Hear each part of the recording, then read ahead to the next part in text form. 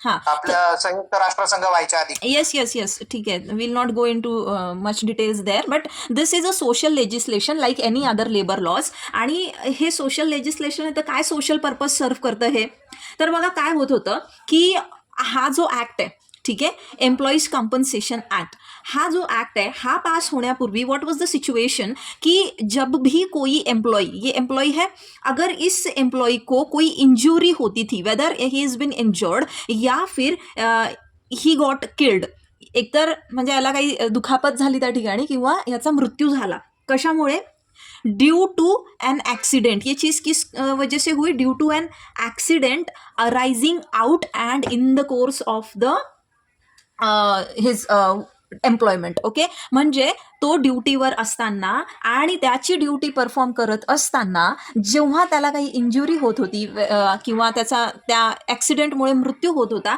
तर त्यावेळेला हे सगळे म्हणजे त्याचे जे कोणी डिपेंडंट्स असायचे ते मॅटर कुठे टाकायचे, म्हणजे यांना होती त्यावेळेला सिव्हिल रेमेडी. ओके, हां, पंडित सर आता येत आहेत. दे वर हॅव्हिंग सिव्हिल, म्हणजे सिव्हिल कोर्टामध्ये त्यांना जावं लागत असे. आता सिव्हिल कोर्टामध्ये हे लोक जात होते कशासाठी, ऑब्व्हियसली फॉर डॅमेजेस. आता सिव्हिल कोर्टामध्ये गेल्यानंतर एक मोठा प्रॉब्लेम काय होता या ठिकाणी, की जर हां, टाइम लिमिट अँड ऑल हे सगळं तर आलंच, पण इथे ना खूप साऱ्या पळवाटा होत्या. ठीक आहे, कोणाला कोणाला पळवाटा असतील या ठिकाणी, एम्प्लॉयरला. Very good. तर त्या काय पळवाटा होत्या त्या सगळ्या आपण बघूच, पण त्या सगळ्या पळवाटांमुळे जो एम्प्लॉयर आहे त्या एम्प्लॉयरला प्रूफ म्हणजे एम्प्लॉयर गिल्टी आहे किंवा ही इज लायबल, गिल्टी म्हणण्यापेक्षा एम्प्लॉयरची ती लायबिलिटी आहे to pay for the compensation, हे प्रूफ करणं खूप जास्त अवघड होतं. त्या रादर आपण असं म्हणू की हे अशक्यच होतं. It was almost impossible. एकतर already see employer, now again look at the situation, 1923चा ऍक्ट आहे, कंपनीज कोणाच्या असणार आहे या ठिकाणी, अंग्रेज. येस. सो खरंच पॉसिबल आहे का एखाद्या मजदूरला त्या कंपनीच्या अगेन्स्ट, त्या कंपनी ओनरच्या अगेन्स्ट काही ॲक्शन घ्यायला आणि ते प्रूफ करायला, तो इथे पॉसिबल होत नव्हतं. याच्यासाठी काही डिफेन्सेस होते. हा जो एम्प्लॉयर, काउन्सिलर पण आपले नव्हते ना. येस, तो इथे ना एस्केप करण्यासाठी खूप सारे वेज होते. There were an number of ways to escape from the liability. आणि मग ते कुठकुठले डिफेन्सेस होते, तो सबसे पहले तो there was this doctrine of assumed risk. आता अज्युम्ड रिस्क म्हणजे काय, तर डॉक्ट्रीन ऑफ अज्युम्ड रिस्क जी आहे ही आपलं जे लॅटिन मॅक्झिम आहे ना, वॉलेंटी नॉन फिट इंजुरिया, आठवते कोणाला, येस येस, टॉर्ट मध्येच आपण शिकलो होतो. What does this maxim mean, मिलिटरीत माणूस गेला की मिलिटरीत मरण्याची शक्यता असतेच ना, असं त्याचं त्यांनी हे काढलं होतं. आणि तुम्ही स्वतःहून कन्सेंट दिली आहे काम करताना, तेव्हा तुम्हाला ते काही झालं तर त्याला तुम्ही जबाबदार आहात. परफेक्ट, दुसरे कसे जबाबदार. यस, तो यही था यहाँ पे ये अज्यूम्ड रिस्क में कि क्या प्रिंसिपल था, वॉलेंटी नॉन फिट इंजुरिया, मतलब जिस बंदे ने वॉलेंटरीली सबमिट किया है उस तरीके के काम के लिए, तो उसे तो पहले से ही पता था कि इस जॉब में क्या है, रिस्क इन्वॉल्व है, इसमें क्या है, रिस्क है. रिस्क होते हुए भी इसने क्या किया, वॉलेंटरीली उस जॉब को क्या किया है, he has taken up that job. तो जब इसको ऑलरेडी पता था कि इस जॉब में तो रिस्क है, risk of what, risk of injury, risk of what, risk of injury, and फिर भी इसने अगर इस तरीके का जॉब किया है एंड उसके चलते अगर उससे कोई इंजूरी हुई है, तो यहाँ पर he is not entitled to any damages if he has suffered. Okay, कोणीच मीटिंगमधनं जायचं नाही आहे. आशुतोष सर का बरं घडी घडी जातात मला कळत नाही. माझ्या स्क्रीनवर ते असं पॉपअप होतो आणि मला भयंकर संताप होतो. मग मी एकही कॉल घेत नाही. मला हे बघा आता जस्ट हे बोलता बोलता परत एक कॉल आला मला. मी रिजेक्ट करते सगळे call and I expect the same from you guys also.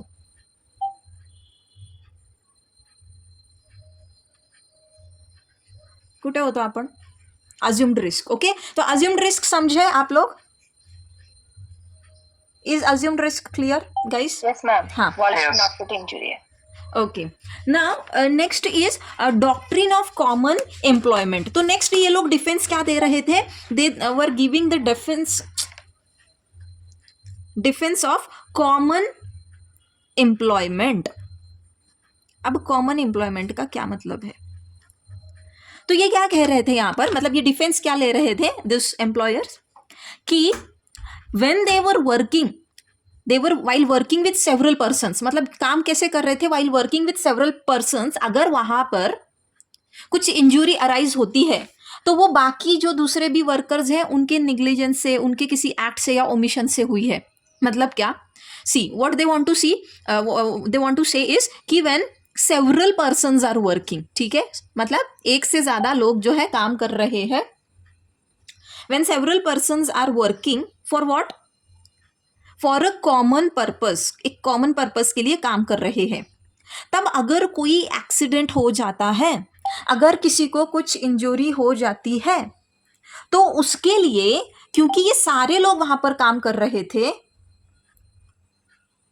ये सब लोग काम कर रहे थे, तो इनमें से किसी की कोई गलती की वजह से, वो गलती it might be some act और it might be some omission, तो उनकी गलती की वजह से वो जो भी इंसिडेंट हुआ, जो भी एक्सीडेंट हुआ है, तो उसके लिए they are liable and not me, ये एम्प्लॉयर कहता था। मतलब एक एग्जाम्पल से हम समझते हैं इस चीज को कि देखो, अब मान लो ये 5 वर्कर्स है, ठीक है, there are this 5 people and इनको कुछ बहुत भारी सामान जो है इन्होंने पकड़ रखा है, ठीक है, वेरी हैवी, सम ब्लॉक और समथिंग लाइक दैट, कुछ भी, कोई मशीनरी है, व्हाटएवर, एंड कंसिडर कि ये जो है ये एक बाजू से टिल्ट हो जाता है एंड इट फॉल्स हियर, ये दोनों जो है इससे इंजोर हो जाते हैं।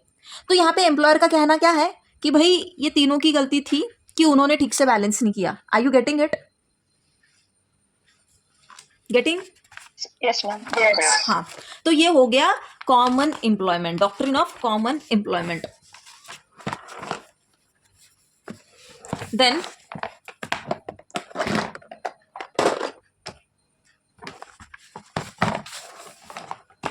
एक मिनिट, काय याच्या खाली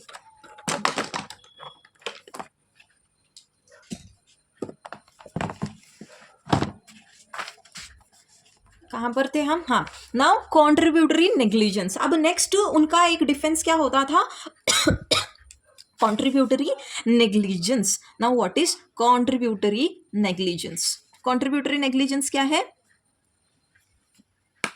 कि अब देखो क्या कह रहा है ये, कि इसमें जो है ना, कोई एक्सीडेंट इस वजह से हुआ है क्योंकि उसमें कुछ निग्लिजेंस हुआ है, एंड ये निग्लिजेंस खुद जो है एम्प्लॉय जो है, मतलब जो वर्कर है, खुद उस एम्प्लॉय ने प्रॉपर केयर नहीं ली, he has not taken proper care, and उसके नेग्लिजेंस के चलते वो जो भी इंजुरी हुई है या एक्सीडेंट हुआ है, तो क्योंकि उसके लिए तो जिम्मेदार ये खुद ही है, इसलिए एम्प्लॉयर लायबल नहीं है।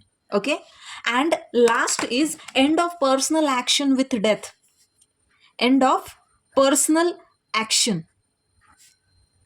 विथ डेथ, मतलब यहाँ पे जब सिविल कोर्ट में मैटर जाता था तो what employer used to say to escape from his liability, कि भाई ये जो जब मतलब कभी अगर डेथ हो जाती है, ओके, उस एक्सीडेंट के चलते, जो भी इंडस्ट्रियल हादसा होता है उसके चलते अगर सामने वाले का डेथ हो जाता है, तो वो क्या कहते थे, क्योंकि जो पर्सनल एक्शन मेरे खिलाफ ले सकता था वो खुद ही अभी नहीं है, तो others are not having any right to sue me और टू प्रोसीड अगेंस्ट मी। तो उसके डेथ के साथ ही, क्योंकि ये पर्सनल एक्शन है, ओके, ये कैसा है, इंडिविजुअल एक्शन है, मतलब उस इंसान के मरते ही जो राइट होता है, राइट टू स्यू, वो भी एंड हो जाता है। एंड ये सारे लूप होल्स थे, ये ह्या सगळ्या काय होत्या, पळवाटा होत्या, की यांचा वापर करून हे जे एम्प्लॉयर्स होते ना, हे आरामात यांच्या लायबिलिटीमधून मुक्त होत होते। ठीक है, इतना समझ गए?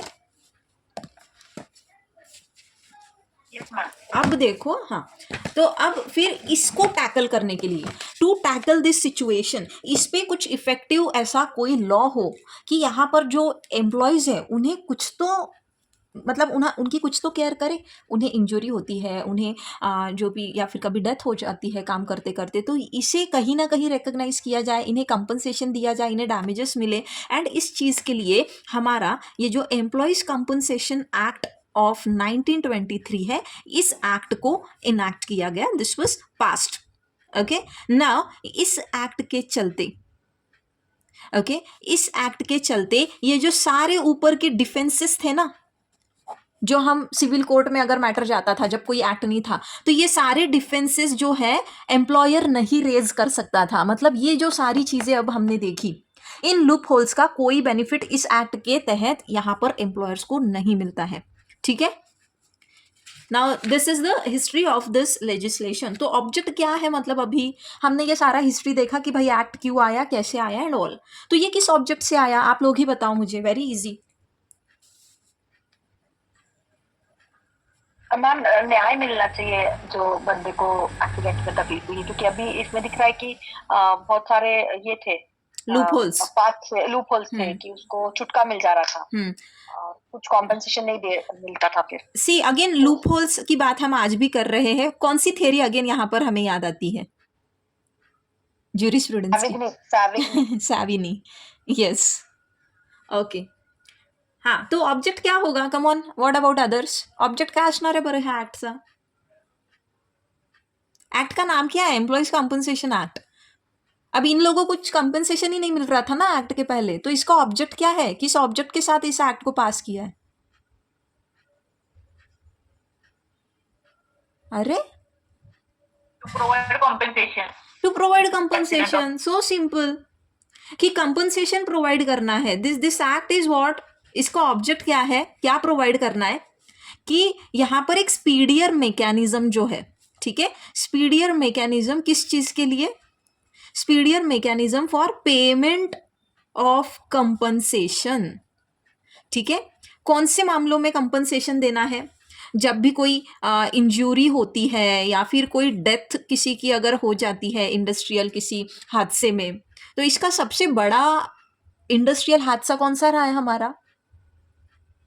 Bhopal gas, yes, Bhopal gas tragedy. तो ये सारी चीज़ों को टैकल करने के लिए एंड साथ ही साथ अगर इनको एम्प्लॉयमेंट के चलते अगर कुछ डिसीजेस यहाँ पर उन्हें हो जाते हैं, तो इन डिसीजेस, अगर वो डिसीज वो due to that particular nature of his work, अगर उसे किसी तरीके का डिसीज होता है तब भी उसे कुछ कंपनसेशन दिया जाता है। एंड ये सारी चीज़ें जो है इस एक्ट का मतलब यही बेसिकली ऑब्जेक्ट था कि ये सारी चीज़ें प्रोवाइड करनी है, ठीक। अब यहाँ पर ये जो एक्ट है, यहाँ पर ये कंपनसेशन किस तरीके से देता है, तो यहाँ पे ना ये क्वांटिफाई करता है, it quantifies the amount of compensation payable to the employee, his dependents and legal heirs. तो ये क्वांटिफाई कैसे किया है, तो इसके लिए अलग अलग चार्ट्स है and there are various factors also which are taken into consideration. हमें वो सारी चीज़ें जो है टेक्निकलिटीज जो है वो नहीं पूछी जाती है, ना ही हमें वो देखना है। जस्ट फॉर योर नॉलेज से आप पढ़ सकते हो पूरा एक्ट, बट एग्जाम के चलते तो इतना पूरा चार्ट आपसे कोई नहीं पूछेगा। Now scope of the act, now this act it is applicable to the whole of India,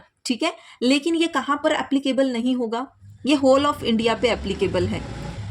तो ये कौन सी इंडस्ट्रीज है जहां पर ये एप्लीकेबल नहीं होगा, बोलो?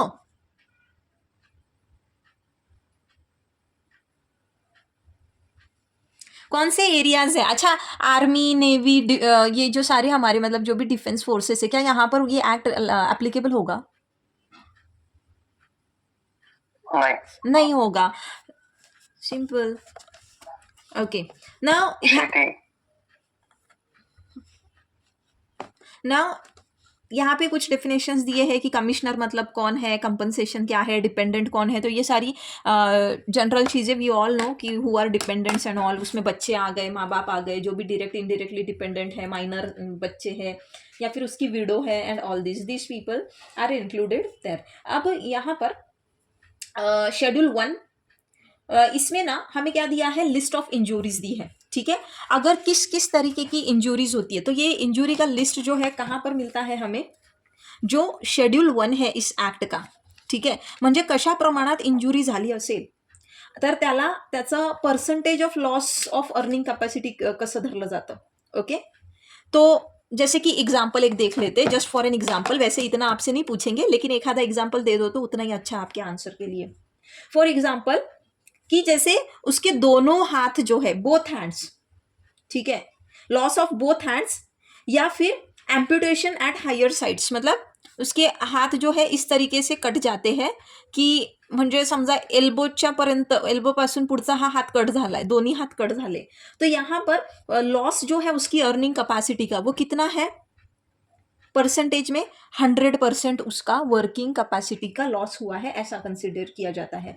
अगर ॲब्सोल्यूट डेफनेस भी आहे, म्हणजे पूर्णपणे तो माणूस बहिरा झाला जर त्या ॲक्सिडेंटमुळे किंवा त्या फॅक्टरीमध्ये काम केल्यामुळे, त्यावेळेला पण 100% कन्सिडर होतं, ठीक आहे.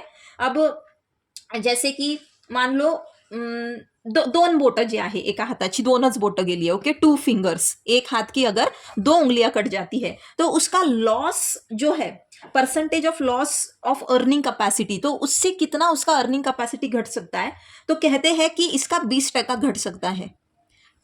ठीक है. This is how the schedule it describes कि क्या यहाँ पर मतलब they have given the kind of injury, description दिया है इंजुरी किस तरीके की है एंड कितना % लॉस होगा. Again this is not asked in your exam, but एक दो अगर लिख दो तो अच्छा रहेगा, इसलिए मैंने आपको बता दिया. नाउ रूल्स क्या है, अभी एम्प्लॉइज को कंपनसेशन के लिए रूल्स क्या है, ये क्वेश्चन आपको पूछा जाता है कि when an employer is liable to pay compensation. ये इंपॉर्टेंट क्वेश्चन है, ये आपको परसों आ सकता है आपके एग्जाम में. क्या क्वेश्चन आएगा कि when an employer is liable to pay compensation, कोई एम्प्लॉयर अपने एम्प्लॉय को कब कंपनसेशन देने के लिए लायबल होता है, व्हेन इज ही लायबल.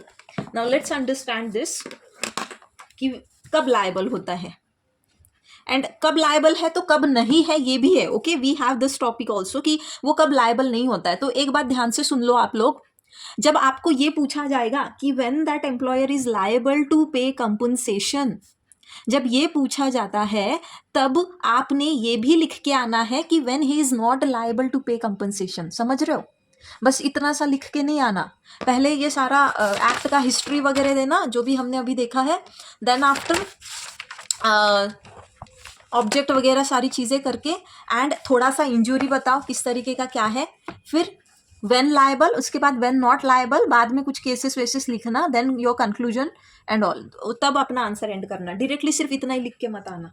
ठीक, अब इसके लिए क्या रूल्स है, तो क्या कहा है कि जब भी कभी कोई personal injury is cause to an employee, क्या चाहिए है बघा. हाँ, एम्प्लॉयर जो आहे, एक मिनट गाइस, हाँ, एम्प्लॉयर जो है, ये एम्प्लॉयर अपने एम्प्लॉय को कब कंपनसेशन पे करेगा, तो जब ये एम्प्लॉय जो है, इस एम्प्लॉय को क्या हुआ है, पर्सनल इंजुरी हुई है. ओके, नंबर 1 पर्सनल इंजुरी का होना जरूरी है. अब ये इंजुरी जो है ये कैसे हुई है, it has been caused by what, तो ये injury must be caused by an accident. Must है, हाँ, this injury must have been caused by some accident. ठीक, एंड ये एक्सीडेंट कैसे हुआ, तो this accident must arise out of and in the course of employment. अब दो चीजें हैं, एक्सीडेंट कैसा हुआ, ये this accident it has occurred out of employment. ठीक है, out of employment, and secondly in the course of employment. अब देखो ये दो चीजों में ना बड़ा फर्क है, these are not similar things. Okay, out of employment and in the course of employment. कोण बरं एक्सप्लेन करेल मला हे, हुज गोना एक्सप्लेन. हां मॅम, जसं in the course of employment म्हणजे जे आपले ठराविक कालावधी दिलेली कामाची, हां, त्यावेळेस समजा झालंय तर in the course of employment. Okay, so this is your म्हणजे basically what you want to say is your duty timings, है ना. येस. ओके, सो चलो ये आ गया in the course of employment. This is what you want to say. Yes ma'am. Okay okay good. Now out of employment. Out of employment मतलब out of employment समजा डिलिव्हरीसाठी कुठल्या माणसाला पाठवलंय आपण, किंवा आता ती घरून तर त्या जागेपर्यंत जातोय. नहीं, out of employment is what कि आपको जो काम दिया है वो काम करते हुए, मतलब वो उस काम के चलते, okay, while you are employed to do that work, उसके चलते कुछ ऍक्सिडेंट हो जाता है. काम करत असताना काहीतरी ऍक्सिडेंट झाला. ठीक है, फॉर एग्जाम्पल अभी out of employment and in the course of employment, इसको कैसे समझते हैं कि जैसे एग्जाम्पल ये एक पर्सन है, इसका काम है किसी फैक्ट्री में वेल्डिंग करना. ओके, तो जब ये बंदा वेल्डिंग कर रहा था तब इसकी आंखों को कुछ इंजुरी हो जाती है. अब वेल्डिंग करना इसका काम है, तो वेल्डिंग करते हुए इसके आंखों को इंजुरी हुई है. मतलब इंजुरी कैसे, एक्सीडेंट कैसा हुआ है, out of employment. Okay, because he has been employed for welding only, इसको वेल्डिंग के काम के लिए अपॉइंट किया है एंड वेल्डिंग करते हुए उसे इंजुरी हुआ. Now in the course of employment मतलब मान लो अभी उसका सुबह 9 से मान लो शाम के 7 बजे तक का इसका ड्यूटी टाइमिंग है, तो इसके बीच कहीं दोपहर में 3-4 के आसपास कहीं इसको इंजरी हो गई, तो ये हो गई इन द कोर्स ऑफ एम्प्लॉयमेंट। ठीक, अभी ये इन द कोर्स ऑफ एम्प्लॉयमेंट जब हम कह रहे हैं तो कभी कभी शायद हो सकता है कि वो कंपनी के मतलब फैक्ट्री के प्रीमाइसेस के बाहर हो, लेकिन क्या वो उसके एम्प्लॉयमेंट के चलते बाहर है या फिर किसी और रीजन के लिए, तो ये भी देखा जाता है whether he was out for the purpose of due to the reason of his employment only, या फिर ऐसी कोई दूसरी वजह से गया था, किसी दूसरी वजह से गया था तो यहाँ पे ये कंपनसेशन नहीं पे करेगा। लेकिन अगर उसे भेजा गया था, फॉर एग्जाम्पल अब ये वेल्डिंग करता है बंदा, अभी इसको इसका मैनेजर कहता है चलो तुमने ये सारे पार्ट जो है वेल्डिंग कर दिए, सही कर दिया, एक काम करो अभी तुम इसको जो है XYZ जगह पे जो है इसको डिलीवर करके आओ, ठीक है। एंड ये जब यहाँ पे इस जगह पे जा रहा है तो on the way if some mishap happens with him, तब क्योंकि अभी वो कंपनी में तो है नहीं, फैक्ट्री में है नहीं, वो फैक्ट्री के बाहर है, बट फिर भी क्या कंसिडर होगा, वो किस लिए बाहर है, फैक्ट्री के काम के चलते बाहर है, राइट। सो ये हम कहेंगे इन द कोर्स ऑफ एम्प्लॉयमेंट, मतलब उसे बताया गया था। अब मान लो ये पर्सन, इसने अपना वेल्डिंग किया, सब ठीक से किया, एंड ये खुद से मान लो इसका लंच 2 बजे हो जाता है, 2 बजे ये कहीं बाहर गया, ये जाता है किसी होटल में कहीं खाने के लिए, अब वहां पे इसके साथ अगर कुछ हो जाता है, मान लो जिस होटल में ये गया है तो वहां पे अगर कोई गैस का जो है कुछ मिसहैप हो जाता है या व्हाटएवर कुछ भी हो जाता है उसके साथ, तब यहाँ पे जो एक्सीडेंट हुआ इसके साथ, तब इसका factory liable, I mean employer जो है वो लायबल रहेगा या नहीं रहेगा? नो मैम, नहीं रहेगा। Why? Because in the course of employment जब हम कहते हैं तो ये काम के चलते नहीं हुआ है, ठीक है, ये अपने काम से बाहर निकला था।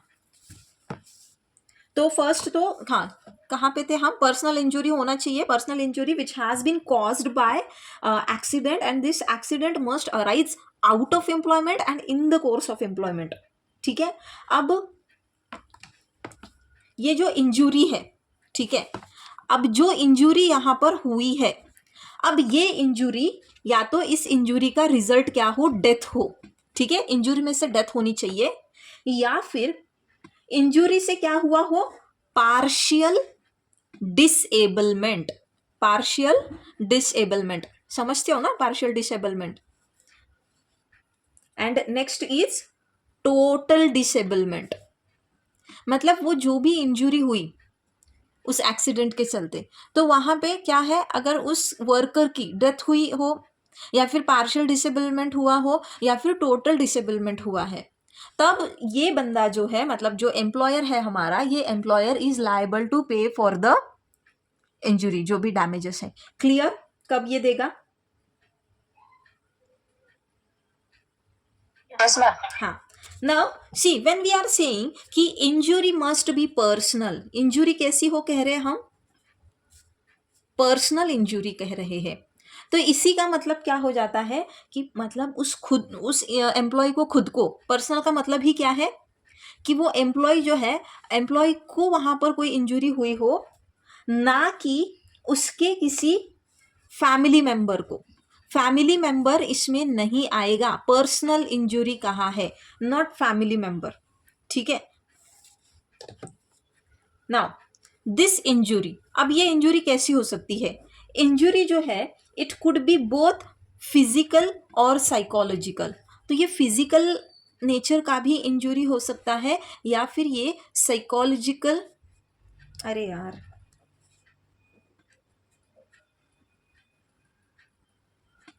हाँ, साइकोलॉजिकल नेचर का भी ये इंजुरी हो सकता है, okay, physical as well as mental. Now यहां पर हम एक केस देख लेते हैं, केस का नाम है ग्राइम वर्सेस फ्लेचर, 1915 ची केस है, ओके, ही this is an English case, okay, but still for reference purpose we gonna study this case. अब ये जो केस है, व्हाट हैपेंड, इस केस में यहां पर एक एम्प्लॉय था, ठीक है, इस एम्प्लॉय का क्या हुआ था कि कुछ इंजुरी इसको, मतलब there occurred some accident in at his work place, जो भी उसका वर्किंग प्रीमाइसेस था वहाँ पे कुछ इंडस्ट्रियल एक्सीडेंट हुआ। अब इस एक्सीडेंट के चलते इससे क्या हुआ, देयर अकर्ड सम इंजुरी, ठीक है, यहाँ पे उसे कुछ इंजुरी हुई। अब इस इंजुरी के चलते, मतलब as a result of an injury, injury मतलब कैसी इंजुरी कह रहे हैं हम, ये मेंटल इंजुरी, उस एक्सीडेंट के चलते उसका जो मेंटल बैलेंस था वो खो गया। ओके, मेंटल बैलेंस जो है वो उसका खो गया as a result of that injury, जो भी एक्सीडेंट हुआ, and he was injured both mentally and physically, एंड ये बंदे ने जाके सुसाइड कर लिया because he lost his mental balance. अब मुझे बताओ, यहाँ पर एम्प्लॉयर जो है इसे डैमेजेस पे करेगा या नहीं, कंपनसेशन देगा या नहीं? Tell me, Grime versus Fletcher, tell me fast. तुम्ही सगळे नाही आहे का? मी बंद करू का? नाही देणार मॅडम, त्याने सुसाईड केलंय ना. फक्त मधु मॅम, सीमा मॅम 2 आवाज येतात. बाकीचे काय करतायत? नाही मॅम, ते तेच म्हणतील की आधी मेंटल बॅलन्स गेला, मग त्याच्यामुळे त्यांनी सुसाईड केलं असेल, आमच्यामुळे नाही केलं. ओके, सो नाही भेटणार असं?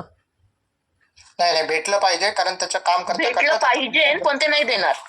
भेटलं नाही, पाहिजे पण ते नाही त्याला- देणार. ओके, नाही नाही, त्याला ते प्रूव्ह करावं लागेल की त्या वर्किंग करण्याच्या कंडिशनमुळे त्याचं मेंटल हॅरेसमेंट, मेंटल त्याचं हे झालं आणि त्याच्यामुळे त्याने सुसाईड केलं. ठीक आहे. What about others? मॅडम, मी जरा एक इमर्जन्सी फोन घेतो बरं का. बरं. The rule is accident must be out of employment and in the course of employment. हाँ, तो एक्सीडेंट हुआ ना so he in the must course get of the- employment, Yeah. And So he must get compensation. तो यहाँ पर compensation court ने क्या कहा कि जो देना एम्प्लॉयर है, एम्प्लॉयर क्या करेगा यहाँ पे, ही इज लायबल, ठीक है, he is liable to pay the compensation, क्योंकि उस हादसे के वजह से उसने अपना मानसिक संतुलन जो है, अपना मेंटल बैलेंस जो है वो खोया था, एंड इस वजह से उसने सुसाइड कमिट किया. तो obviously he must get, because हमने बहुत क्लियरली यहीं पे ऊपर कहा ना कि इंग्रेडिएंट्स क्या है, इंजुरी कैसी हो. इंजुरी जो है वो फिजिकल या साइकोलॉजिकल दोनों तरीके की हो सकती है, हमने कहा है, हमने बस फिजिकल इंजुरी नहीं कंसिडर की है. तो definitely this person is liable to pay the compensation. ठीक है, Yes, ma'am. okay, now Yes, ma'am. yes, let's see another case. अब there was, हाँ, केस का नाम लिख लो, केस का नाम बोरले वर्सेस ओकेंडन. ठीक है, अब what happened in this case, अब एक लड़का था, देयर वाज दिस बॉय. अब ये जो बॉय था, where he used to work, एक शू मैन्युफैक्चरिंग यूनिट में, ठीक है, एक शू मैन्युफैक्चरिंग कंपनी था, यहाँ पे ये बच्चा काम करता था. अब इस बच्चे ने क्या किया, बिना किसी परमिशन के, ठीक है, विदाउट एनी परमिशन, बच्चे ने क्या किया कि उसने एक पेयर ऑफ शूज जो है, ठीक है, एक पेयर ऑफ शूज जो है ये उठा के वो घर पे लेके गया. किस चीज के लिए लेके गया, तो उसे लगा कि मैं घर जाके इसको रिपेयर करता हूँ, I will repair it there. तो while he was repairing that shoe at home, अब एक हादसा हो गया. क्या हुआ, उसकी आंख जो है, उसकी आंख को इंजुरी हो गई, ठीक है, एंड इसके चलते उसकी आंख को, उसकी आई जो है, मतलब उसको रिमूव्ह करना पडा. हिज आय वॉज रिमूव्ड, त्याचा एक डोळा जो आहे तो रिमूव्ह करावा लागला. आता मला सांगा, ह्या केसमध्ये whether the employer is liable to pay the compensation or not? No, ma'am. No, no. No. Okay, why no? Ma'am, actually, without permission, he took. There was means no permission taken. So employer was not aware also कि he is going to work. Ma'am, ते work premises मध्ये पण नाही झालं आणि नाही, premises बाहेर असू शकतो पण परमिशन नाहीये ना. सी, परमिशन तो नहीं है, बट ये इन द कोर्स ऑफ एम्प्लॉयमेंट नहीं हुआ है ना. इंजुरी जो अराइज हुई है ये इन द कोर्स ऑफ एम्प्लॉयमेंट. याद है हमने जो 2 चीजें देखी शुरू में, out of employment and in the course of employment. क्या यहाँ पर ये एलिमेंट सेटिस्फाई हो रहा है? ये घर लेके गया, घर ले जाने की कोई परमिशन नहीं थी, ना तो घर पे काम दिया जा रहा था, एंड उसने बिना परमिशन के लेके घर चला गया. उसका ड्यूटी टाइमिंग होगा कुछ ऐसा, कुछ हो सकता है कुछ ऐसा टाइम हो, but he has taken it at home. तो यहाँ पर इन the course of employment this element is not being satisfied. तो यहाँ पर द कोर्ट हेल्ड कि यहाँ पे कोई कंपनसेशन नहीं मिलेगा. ओके, कंपनसेशन नहीं दिया गया यहाँ पर. अब इन द कोर्स ऑफ एम्प्लॉयमेंट जब हम कह रहे हैं बार बार, तो ये इन द कोर्स, दोन्ही केसेस समजल्या आहेत ना व्यवस्थित? Yes, ma'am. हा, केसचं नाव पटकन सांगा. आधीची केस सांगितली तिचं नाव काय? Grime versus Fletcher. Very good. Grime versus Fletcher. काय झालं होतं त्या केसमध्ये? It was about Mental injury. Yes, आणि mental injury. Very good. The employer is liable. ओके. आता पंडित सर आहे का? पंडित सर, दुसरं कोणीतरी सांगा. दुसरी केस कुठली होती? जे शांत बसणार ना, मी मीटिंग मधून काढून टाकेल ना रिव्हिजन लेक्चरला, because revision is a privilege. I madam sorry madam, आज लेबर लॉचं चालू आहे ना, हां, माझा लेबर लॉ नाहीये सॉरी. ठीक आहे. Sorry madam. ओके ओके, काय हरकत नाही. तुमचा कधी पेपर आहे मग? माझा 8 तारखेला आहे पहिला पेपर. कोणता आहे? तो पण आता काही लक्षात नाही कोणता आहे. 8 तारखेला आहे का? बरं, ठीक आहे. तुम्ही त्या पेपरचा अभ्यास करा मग सर. Best of luck.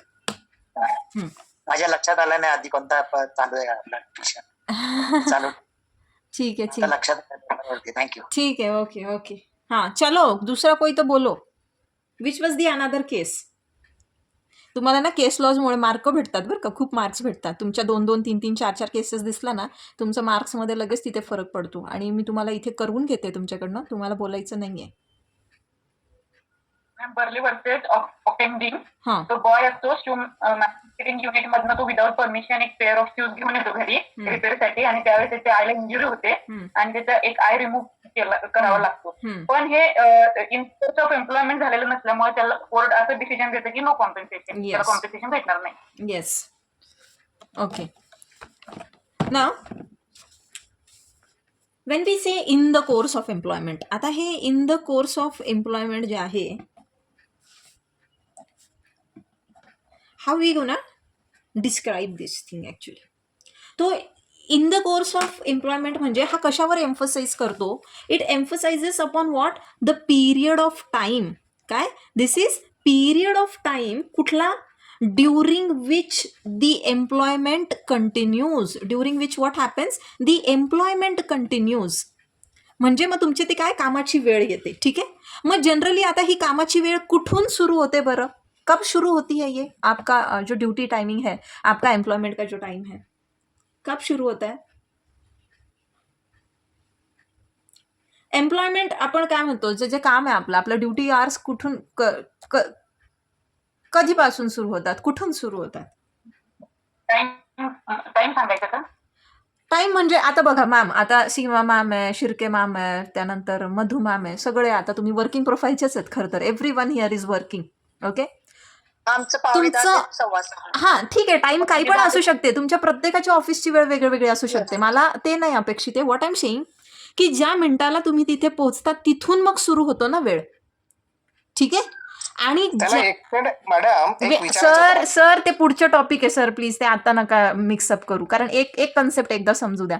हे समजलं का मग ते एक्सटेंडेड ते डॉक्ट्रिन ऑफ काय ते नोशनल एक्सटेन्शन ना, तेच म्हणताय ना तुम्ही? हां सर, ते घेते मी सर, येते. हे एक सिक्वेन्समध्ये जाऊ द्या फक्त. हे बघा, म्हटलं ना मी, डॉक्टरांचा सगळा अभ्यास झालेला असतो आधीच. कहाँ पे थे हम? हाँ, तो जिस घड़ी the moment you reach your working premises and the moment you leave the working premises, म्हणजे ह्या इथून तर इथपर्यंत, this period is what? This is in the course of employment. एकदा का तुम्ही तुमच्या त्या ऑफिसच्या गेटच्या बाहेर पडले, whatever happens with you is none of their business. लेकिन इसके लिए कुछ एक्सेप्शंस भी है. There are certain exceptions. कौन सा एक्सेप्शन है? अब मान लो आप जसं आता डॉक्टरांचं SMBT आहे. हां, डॉक्टर कुठे आहेत आपले? SMBT मध्ये HOD आहेत. ओके. आता SMBT तसं ते तर स्वतःची गाडी घेऊन जातात, बट तरी मी एक उदाहरण म्हणून देते. SMBT काय करते, यांच्या बसेस आहे, दे प्रोव्हाइड देअर बसेस. म्हणजे काय, they provide their transport facility. ठीक आहे. The transport facility is been provided by the employer. Okay. ना अशा वेळेला तो एम्प्लॉई म्हणजे जितका वेळ तो ते ट्रान्सपोर्ट यूज करत असतो, जेवढा पण पिरियडसाठी he uses that transport facility, that time म्हणजे which he uses the transport, this is also included in the course of employment. येत्या लक्षात. ती वेळ जी आहे, कधी पण जेव्हा transport has been provided by the employer himself. There are an number of companies. Okay. आपल्याकडे बऱ्याचशा कंपन्या आहेत की जे स्वतःच त्यांच्या एम्प्लॉईजसाठी अशी येण्या जाण्याची जी आहे फॅसिलिटी जी आहे, ट्रान्सपोर्ट फॅसिलिटी प्रोव्हाइड करतात. मग तो जो त्यांचा त्या गाडीमध्ये ट्रॅव्हल करण्याचा जो काही टाइम पिरियड आहे, तो पण कशात येणार, इन the course of in the course Course of. of employment. Yes. अब देखो दूसरा इसके लिए एक्सेप्शन ये है, एक्सेप्शन नंबर 1 देखा हमने, क्या है, ट्रांसपोर्ट फैसिलिटी. ठीक है. अब एक्सेप्शन नंबर 2 क्या है कि जब एम्प्लॉय जो है, एम्प्लॉय कहां पर है, ही is in the premises of the employer दो नॉट एक्चुअली एट वर्क. मतलब ये कहां पर है, प्रीमाइसेस में तो है, ही इज इन द प्रीमाइसेस दो नॉट ॲक्च्युअली ॲट वर्क. ॲक्च्युअलमध्ये तो काही काम नाही करत आहे तिथे, तो वर्कमॅन. ठीक आहे. असू शकतं ना की सपोज काही लंच ब्रेक झाला आहे, तो कुठे वॉशरूमला चालला आहे, maybe he has just gone to wash his hands, maybe to change something like that. He is in the premises. आणि त्या प्रिमायसेसमध्ये असताना if certain accident occurs and due to that accident this fellow is been injured, तो that shall also be included in in the course of course of employment. I think so तुम्हाला आता in the course of employment एकदम व्यवस्थित समजलेलं असेल. Yes ma'am. हाँ, तो अभी इसके ना कुछ Yes. हाँ, इसके रिलेशन में again we'll see some cases, some nice cases are there.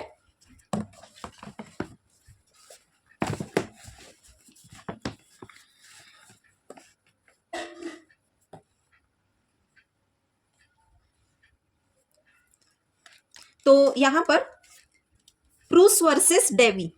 आता तुम्हाला नावं मला माहीत लक्षात राहतील का नाही, पण बघा जितकं लक्षात राहिलं तितकं. तो प्रूस वर्सेस डेवीची ही केस आहे. अँड ह्या केसमध्ये काय सांगितलं कोर्टाने, again this is also an English case. Okay. 1926ची केस आहे ही. सो ह्या कोर्टामध्ये ह्या केसमध्ये काय सांगितलं कोर्टाने की जो रेस्ट पिरियड आहे, द रेस्ट पिरियड जे मगाशी मी म्हटलं, मे बी तो लंचला चाललाय किंवा चेंज करायला चाललाय वगैरे. सो हा जो रेस्टिंग पिरियड असतो ना, this shall also be included in what, in the course of employment. फक्त अट काय पाहिजे की ह्या रेस्टिंग पिरियडमध्ये तो जो एम्प्लॉई आहे, that employee must not leave the premises.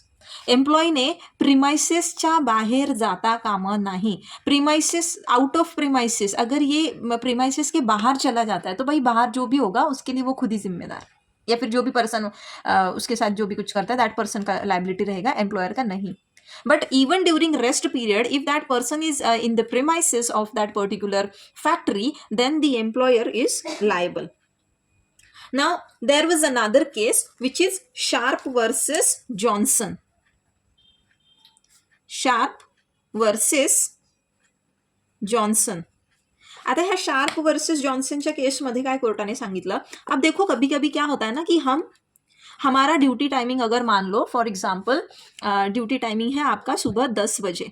ठीक है. अब 10 बजे आपको आपका काम शुरू करना है, बट मान लो आप वहाँ पर पहुँचते हो 9:50 AM, थोड़ा सा जल्दी पहुँचते हो. क्यों? सपोज अब जैसे ये वर्कमैन होते हैं, इन्हें ना अपना जो यूनिफॉर्म होते हैं उन्हें फैक्ट्री के कुछ, तो उन्हें चेंज भी करना होता है. तो ये क्या सोचता है कि थोड़ा सा 10 मिनट पहले पहुंच जाऊंगा तो चेंज वेंज करके आराम से अपने काम को शुरुआत मैं कर पाऊंगा. मतलब what he wants to do basically is he has to equip himself. इसे क्या करना होता है कि खुद को इक्विप करना है, मतलब खुद को तैयार करना है काम के लिए. So he reaches early to equip himself. समझ रहे हो? ये थोड़ा सा जल्दी जाता है। तो अगर इस वजह से वो जल्दी जाता है एंड इस पीरियड में, अब देखो उसका वर्किंग आवर एक्चुअल में नहीं कमेंस हुआ है, थोड़ा सा 10 मिनट ये बंदा जल्दी आया है, then also it shall be included in what, In the course of employment. In the course of employment. क्यों? क्योंकि वो अगर 10 मिनट जल्दी भी गया है, वो स्लाइटली थोड़ा सा पहले गया है, लेकिन ये नॉट टू अर्ली, ऐसा नहीं है कि मान लो 10 बजे की इसकी ड्यूटी है कि 9 बजे, ओ शिट लाईट गेली यार, आवाज येतोय? Hello, Yes. हो. लाईट गेली आहे हा माझ्याकडे, देखते हैं क्या होता है अभी, जितना टाइम होगा उतना। कुठे होता अपन, हाँ, अब 10 बजे की ड्यूटी है, बंदा 9 बजे पहुंच जाता है, तो कैन वी से कि ये थोड़ा सा जल्दी गया अपने आप को इक्विप करने के लिए, कैन वी से लाइक दैट?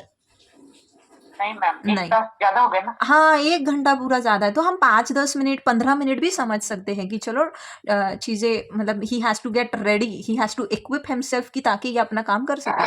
बट ये बहुत ज़्यादा भी अर्ली जाता है तो वहाँ पर कंपनसेशन नहीं मिलेगा, लेकिन थोड़ा सा पहले जाता है बिकॉज उसे थोड़ा जो उसका प्रिपरेशन होता है काम के लिए वो करना है, तो तब कोई हादसा हो जाता है तो he is entitled to compensation. आता ना मला म्हणजे तुम्हाला जरी स्क्रीनवर असा उजेड दिसत असेल, पण खरं तर इथं खूप अंधार आहे हा, आणि मला पुस्तकातनं वाचलंही जात नाही आहे। देखते जैसे कर होगा। ओके, अब ये और एक केस देखो, ही जी आहे ना, ही केस आहे GIP railway company versus Kashinath. अब ये इंडियन केस है हाँ हमारा, लेकिन ये ब्रिटिश पीरियड का ही केस है।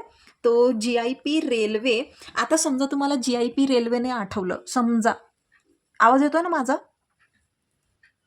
Yes, ma'am. हां, आवाज जर कुठं गेला, ब्रेक झाला तर मला सांगा, नाही तर मी एकटी बडबडत राहील। हां, तर GIP रेल्वेने आठवलं इन केस, हां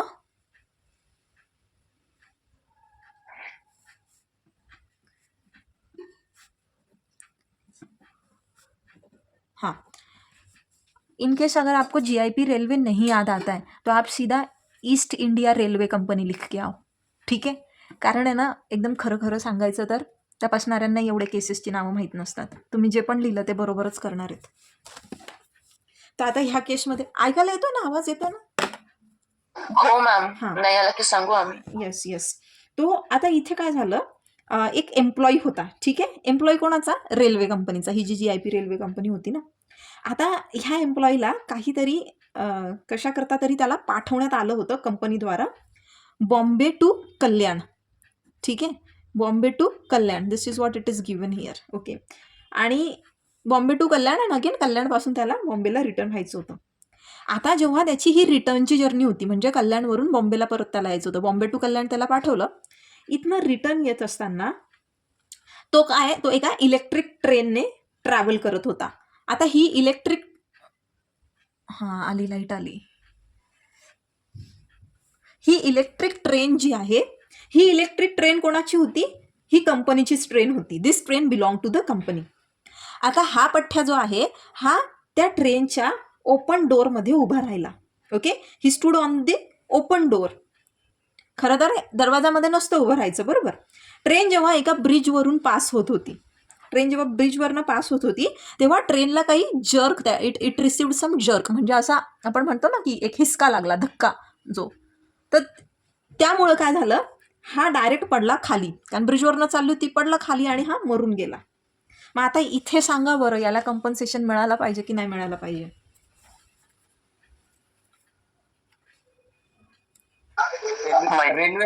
रेल्वेचा जर्क हा ॲबनॉर्मल असेल तर त्याला रेल्वेकडून कॉम्पेन्सेशन मिळायला पाहिजे, पण त्याला एम्प्लॉई देणार नाही। एम्प्लॉई देणार, एम्प्लॉई का त्याचं एम्प्लॉयर? बेकायदेशीर तो बेकायदेशीर रस्त्यात उभा राहिला आहे, हा एम्प्लॉयर देणार नाही, पण तो बेकायदेशीरपणे त्या दरवाजात उभा राहिला हां, आणि ते काय त्याच्या ह्याच्यात बसत नाही, त्यामुळे त्याला मिळणार नाही। Okay okay. Reimbursement झालं ना मॅम, म्हणजे In the course of employment आहे. Exactly. So what you have to remember is the incident took place, the accident took place in the course of employment. यहाँ पे कंपनी ने उसे भेजा था किसी काम से, कंपनी के काम से Bombay to Kalyan and Kalyan to Bombay, and वहां पर वो कंपनी के रेलवे में ट्रैवल कर रहा था। अगर वो कंपनी रेलवे का भी नहीं होता, अगर कोई दूसरा व्हीकल भी होता एंड उसके साथ कोई हादसा होता, तब भी वो एक्सीडेंट कैसा होता, in the course of employment. And even then अगर वो कंपनी के रेलवे से अगर नहीं भी आ रहा होता वापस, तभी भी company is liable to pay the compensation. कळत है? Yes ma'am. हाँ, तो कभी कभी अब ये कहाँ पर होता है, लेकिन देखो now you have to understand one thing. अब यस यस शिर्के मॅम, म्हणजे madam in course of employment जे असतं तर त्याच्यामध्ये काही जरी त्याच्या स्वतःच्या वैयक्तिक चुकीने जरी घडलं तरी पण कंपनी देतेच का कॉम्पन्सेशन? हां, आता याच्यामध्ये एक क्लॉज कसा आहे की व्हेन कंपनी इज नॉट पे लायबल टू पे कॉम्पन्सेशन ना, त्यात हा मुद्दा येतो। इथे जर ॲक्सिडेंट म्हणजे त्याच्या निष्काळजीपणामुळे झालाय, ठीक आहे, सपोज हा एम्प्लॉयर आहे, एम्प्लॉयरने निष्काळजीपणा केलाय आणि याच्या निष्काळजीपणाचं फळ असं की तो त्याच्यासोबत काहीतरी ॲक्सिडेंट झाला, ठीक। आता जर ह्या ॲक्सिडेंटमधनं त्याचा मृत्यू झाला, ठीक आहे, तर कंपनी जी आहे लायबल आहे। त्या ॲक्सिडेंटमधनं जर तो वाचला, त्याचा मृत्यू झाला नाही, तर कंपनी लायबल नाही, ठीक आहे ma'am. Yes ma'am. Only when he loses his life, जर त्याने त्याचा जीव गमावला असेल तरच मग त्याच्या त्या फॅमिलीला एक कंपन्सेशन मिळेल। पण मग त्याच्या जरी तो त्याच्या निष्काळजीपणामुळे असला तरी, तर एक हे थोडंसं काय येतं, एक हे मॉरल रिस्पॉन्सिबिलिटी सारखं येतं की तो जरी त्याच्या निष्काळजीपणामुळे मेलाय, पण तरी जे काही टाइम त्याने आपल्या कंपनीसाठी दिला आहे आणि मग त्याच्या मागे त्याची एक फॅमिली आहे वगैरे, हे थोडंसं काय येतं, एक मॉरल याचं। आणि म्हणून आपण याला काय म्हणतो की सोशल लेजिस्लेशन आहे, हे कुठेतरी सोशल सिक्युरिटी जी आहे ना ती प्रोव्हाइड करतं लेबर क्लासला ना। कुठे होतो आपण आता, या इथून पुढे मग आता आपल्याला काही असे पण आता ऑलरेडी की वेन एम्प्लॉयर नॉट लायबल, एकच मिनिटं, when employer is not liable for compensation हे कुठे दिलेलं आहे हे बघूयात। आणि हे झाल्यानंतर आपण नोशनल एक्सटेन्शन बघू, ठीक आहे। नोशनल एक्सटेन्शनचं जर कोणाकडे हे असेल ना, नोट असेल ते SP वगैरेची, तर ती मला शेअर करून ठेवा।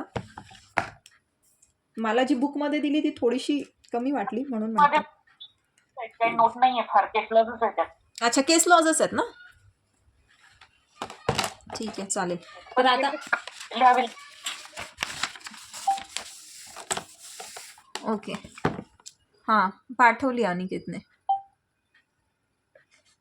ओके ओके, ठीक आहे, थँक्यू अनिकेत, या गॉट इट। हां, बाकी काही दुसरे पाठवू नका मग आता। हां, तर आता एम्प्लॉयर कधी लायबल नसणार आहे। आता एम्प्लॉयर कधी लायबल नसणार, त्यातला आपण एक मुद्दा ऑलरेडी बघितला। What is one of the criteria when he is not liable? काळजीमुळे हां, means he has the employee himself has acted negligently. Employee जो आहे त्याने स्वतःच नेग्लिजन्सने त्या ठिकाणी ॲक्ट केलेला आहे। He himself is responsible for that particular injury. आता इतर कुठले इन्स्टन्सेस आहे हे बघा, याच्यासाठी क्रायटेरिया काय आहे, कंपन्सेशन मिळण्याकरता काय क्रायटेरिया आहे की त्याला जे आहे ना टोटल किंवा पार्शियल डिसेबलमेंट झालं पाहिजे। आणि हे डिसेबलमेंट जे आहे हे किती, कंटिन्युअस 3 दिवसांसाठी तरी असलं पाहिजे, कंटिन्युअस 3 डेजसाठी तरी असायला पाहिजे, ठीक आहे। डेथ झाली असेल तर ऑब्व्हियसली तिथे तर मिळणारच आहे compensation, but when it is about some disablement, जेव्हा काही अपंगत्व येतं, काही डिसेबलमेंट येते त्या ठिकाणी, तर ते टोटल असो किंवा पार्शियल असो, ते निरंतर 3 दिवसांसाठी तरी असलं पाहिजे। म्हणजे एखादा एक्सीडेंट झाला, एखादा इंडस्ट्रियल एक्सीडेंट झाला एंड उस एक्सीडेंट के चलते अगर आपको बस 2 दिन तक जो भी यहाँ पर डिसेबलमेंट रहा है, if it was only for 2 days, तो क्या ऐसे समय पर उस एम्प्लॉई को कंपनसेशन मिल सकता है? नहीं मिल सकता है ना। कारण काय आहे, काय क्रायटेरिया इथं फुलफिल झाला पाहिजे, कंटिन्युअस अ पीरियड एक्सिडिंग 3 डेज, म्हणजे 3 दिवसांपेक्षा जास्त, अ पीरियड एक्सिडिंग 3 डेज, ठीक है, ये जरूरी है। अब जब यहाँ पर जो भी एक्सीडेंट हो रहा है, तो उस टाइम पर अगर जो एम्प्लॉई है, एम्प्लॉई ने अल्कोहल कंज्यूम कर रखा है, ओके उसने कोई ड्रग्स ले रखे हैं, he is under the influence of drugs, he is under the influence of some drink, तो ऐसे टाइम पर भी that employer is not liable to pay him the compensation, ठीक है। Now third is there is willful removable या फिर willful disobedience, okay first willful disobedience है। Willful disobedience किसका? वर्कमैन का।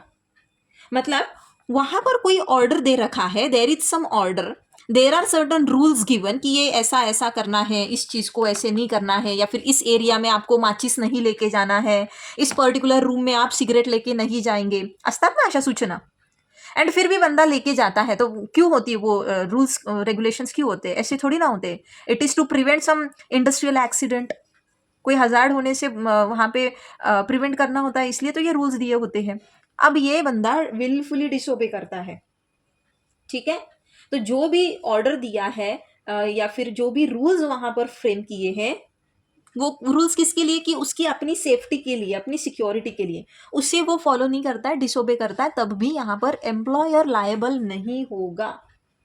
एंड ये किस चीज के बारे में कह रहे हैं? लेकिन ये अगर यहाँ पर विलफुल डिसोबीडियंस किया उसने, हाँ ही हैज, मान लो चला गया बीड़ी पीते हुए ऐसे रूम में कि जो हायली इन्फ्लेमेबल सबस्टेन्सेस आहे वहां पर। आता हायली इन्फ्लेमेबल सबस्टेन्सेस असले की ऑब्व्हियसली तिथे काय होणार बरं? आग लागणार। अब उस आग में मान लो ये बंदे को हो जाता है, लेट अस कंसिडर 40% बर्न हो जाता है, तब एम्प्लॉयर जो है लायबल रहेगा या नहीं रहेगा? नहीं रहेगा। नहीं रहेगा, है ना। मतलब एम्प्लॉयर की कोई लायबिलिटी नहीं। लेकिन अब ये बंदा जो है ये अंदर पूरा बर्न हो जाता है, मान लो इसका 80-85% बर्न है, ये बंदा मर गया, दिस फेलो डाइड, हाँ तब इनका एम्प्लॉयर का जो है लायबिलिटी रहेगा। फिर भले ही उसका विलफुल डिसोबीडियंस था, but still employer will be liable to pay compensation to his dependents. Clear है गाइस? Yes ma'am. हाँ, अब लास्ट इसमें क्या है, एक एक्सेप्शन, मतलब एक क्राइटेरिया, एक सिचुएशन कि जब नहीं देना होता है, मतलब ये लायबल नहीं होता है एम्प्लॉयर, तो वो क्या है कि विलफुल रिमूवल है। विलफुल रिमूवल किस चीज का? तो विलफुल रिमूवल हो या फिर डिसरिगार्ड हो, मतलब उसने कोई जरूरी नहीं समजा किस चीज को, जो भी सेफ्टी गार्ड दिए जाते हैं ना, बघा बऱ्याचशा ठिकाणी अशा पद्धतीचं काम असतं, अशा नेचरचं, अशा स्वरूपाचं की तिथे तुम्हाला सेफ्टी गार्ड्स घालायला लागतात, है ना। It could be helmet, it could be welding वाले बंदे को क्या पहनना है कंपल्सरी? गॉगल। हाँ उसको वो गॉगल्स पहनना है। अगर आप कोई कंस्ट्रक्शन साइट पे काम कर रहे हो तो वहां पे क्या कंपल्सरी पहनना है आपको? हेलमेट। हेलमेट पहनना है। और वो कुछ जैकेट होता है उनका, देखो ऑरेंज कलर का, इट ऐसा फ्लोरोसेंट टाइपचा असतो। तो ये सारे, हाँ तो ये सारे ना सेफ्टी गार्ड्स होते हैं। अब ये उन्हें प्रोवाइड किए हैं, ऐसा नहीं कि नहीं किए हैं, these things have been provided, and फिर भी विलफुली ये बंदा रिमूव कर लेता है, या फिर उन्हें बताया है, त्यांना सूचना दिल्या आहेत की तुम्हाला हे घालून काम करायचं आहे, आणि तरी सुद्धा त्या सूचनांकडे दुर्लक्ष केलं जातं, एंड उस चीज को नहीं पहना या फिर रिमूव किया, इसके चलते कोई वहां पर हादसा हो जाता है उस बंदे के साथ, तब भी एम्प्लॉयर लायबल नहीं रहेगा। लेकिन मान लो उसने ये चीज रिमूव कर दी, उसने डिसरिगार्ड दिखाया सेफ्टी गार्ड्स के लिए, एंड अब इसका हो जाता है डेथ, तब क्या होगा स्टेटस?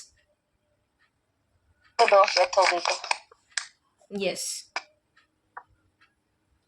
अब यहां पर और एक चीज है कि मान लो ये सारे ऍक्सिडेंट्स जो हुए हैं, ये खुद की उसकी मतलब काय म्हणतो आपण, त्याच्या केअरलेस ॲटिट्यूडमुळे झालंय। पण डेथ तर झाली, ठीक आहे, डेथ झालं तर द्यायचंच आहे, बट मान लो यहाँ पर परमानेंट या टोटल डिसेबलमेंट भी अगर हो जाता है, क्या कहा है?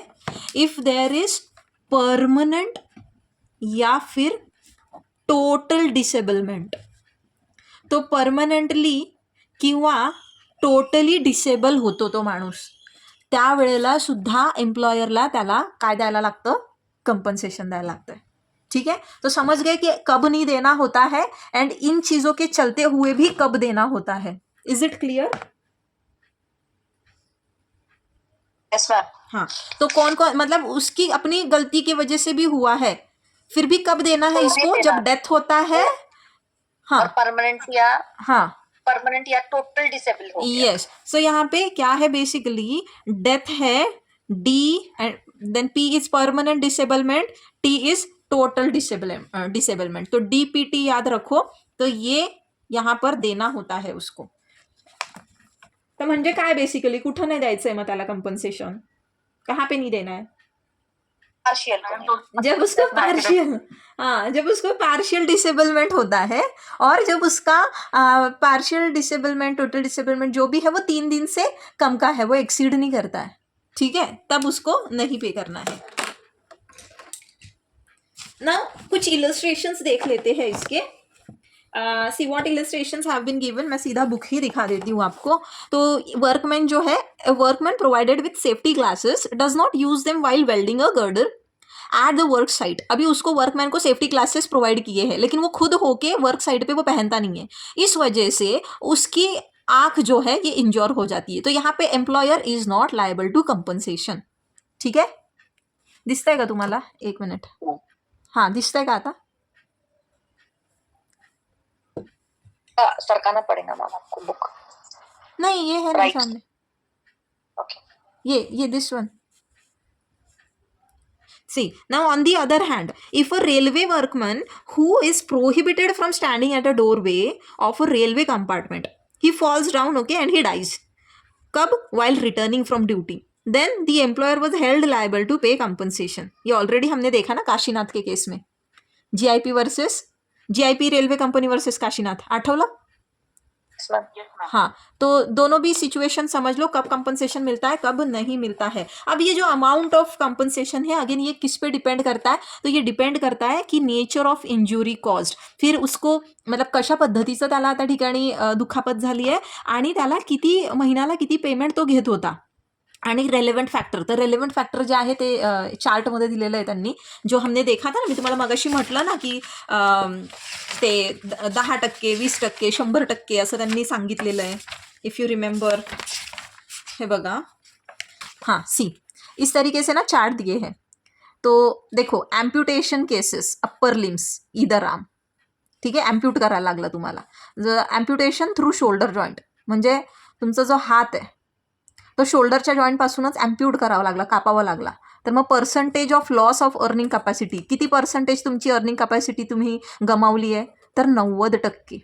And so on. यहाँ पे इस तरीके से पूरा चार्ट दे रखा है कि अगर हाथ आपका चला जाता है, लॉस ऑफ हैंड हुआ है, या फिर थंब एंड 4 फिंगर्स जो है ऑफ 1 हैंड ये चले जाते हैं, तो again see very minute details are also given, इतना कोई लिखने की ज़रूरत नहीं है. तो इसके लिए 60% है. इस तरीके से थिंग्स आर बीन कैलकुलेटेड, तो ये फैक्टर्स भी वहाँ पर कंसिडर किए जाते हैं, एंड अकॉर्डिंगली कंपनसेशन मिलता है. अब कंपनसेशन फॉर डेथ कितना है, तो it is an amount equal to 50% of the monthly wages of the deceased employee multiplied by the relevant factor or an amount of ₹50,000. तर मग त्याचे 50% जे आहे त्याचं जे काही मंथली वेजेस होते, आणि जो काही रेलेवेंट फैक्टर है, अभी रेलेवेंट फैक्टर का ये एक्चुअली ये था कितना परसेंटेज उसका लॉस हुआ है, उस पर बेस्ड और एक चार्ट है जो आपको वैसे भी स्टडी नहीं करना है, छोड़ो उसको. बट इतना ही याद रखो की त्याचा 50% जो आहे महिन्याची salary multiplied by relevant factor, जो रेलेव्हंट फॅक्टर आहे त्याने मल्टिप्लाय करायचा, आणि जी पण अमाऊंट येईल, किंवा ती अमाऊंट कमी असेल 50,000 पेक्षा, तर 50,000 देण्यात येईल. This is what the compensation is been given. ठीक है, ये क्वेश्चन आपको आता है. तो कि व्हेन, मैंने आपको ऑलरेडी क्वेश्चन बता दिया था पहले कि when employer is liable to give compensation. ठीक है, क्लियर इथं सगळा हा टॉपिक. हाँ, अब हम देखेंगे डॉक्ट्रिन ऑफ नोशनल एक्सटेंशन.